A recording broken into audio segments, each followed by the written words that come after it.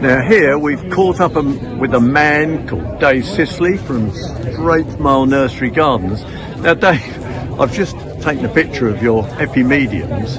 Now, they're one of your favourite plants? Yeah, they're a very useful plant.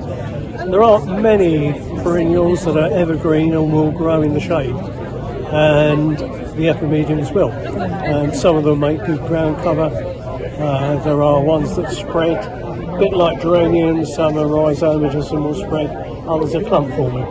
So variety to choose from. Every colour under the sun except blue. Now, so you get flower, but you get ground cover leaf as well? That's right.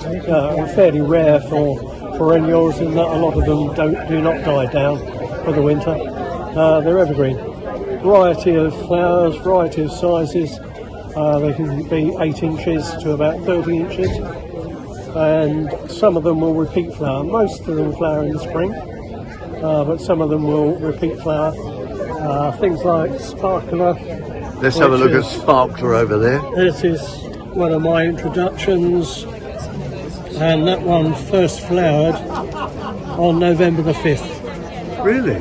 Yep, November the 5th, so that's why I called it sparkler. But it flowers in the spring, keeps going. And you've got other, I mean, if I just focus on, we got a pink elf there? Yeah, pink elf, small flowers. It is repeat flowering, and but it's a little bit like kind of a saxifrage, small flowers but masses of them. Now you've got a lovely yellow one here. What's this yellow one here? How do you pronounce that one? Yes, Crowther? German, German that one, Frontleiten. Yeah, it's a good old favourite. Now the old ones, like Frontleiten, only have low flowers. So these are the sort that in the spring you remove the leaves so you can see the flowers. Whereas all the new varieties and species from Asia have taller flowers, no need to cut them back. The advice that you normally get from gardening programs is cut them all back in the spring. Not the new varieties, just the old ones. Now that's quite interesting because so often I think gardeners never realise how much work goes into actually the breeding of plants to actually achieve getting better flower and more suitable flower, which is what you're saying. That's right. For instance, this one. Let's come down to this one. Now what's this one here? This Dave? one's epimedium Marion Sisley, named for my late wife, and that is 5 years in the breeding. We bred that one together, and we're now selling that one, and all the proceeds are going to Alzheimer's research.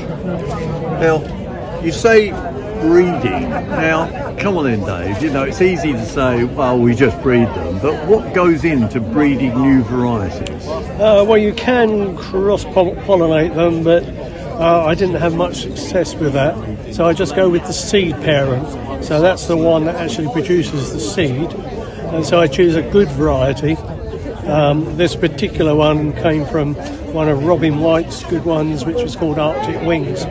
And so these are seedlings from Arctic Wings, but a completely different colour.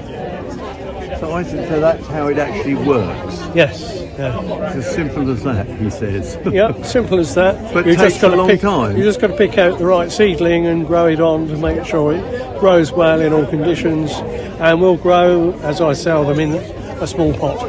Now, how long then to build up enough stock? Because that's the other problem, isn't it? Well, again, it takes quite a while because they have to be divided. There's no quick method with epimediums.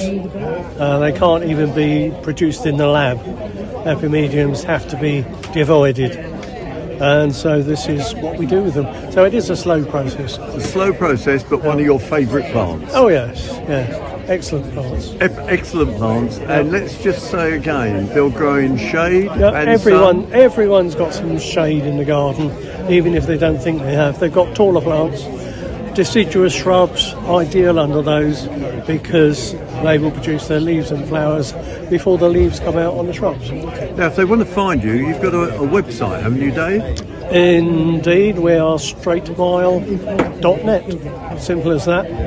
And we're in Brentwood on the Older Road. Now, that's an Essex-based grower of epimediums. So there's some, I'll just come back there, and look, there is a selection of epimediums, and you've just heard how useful they are.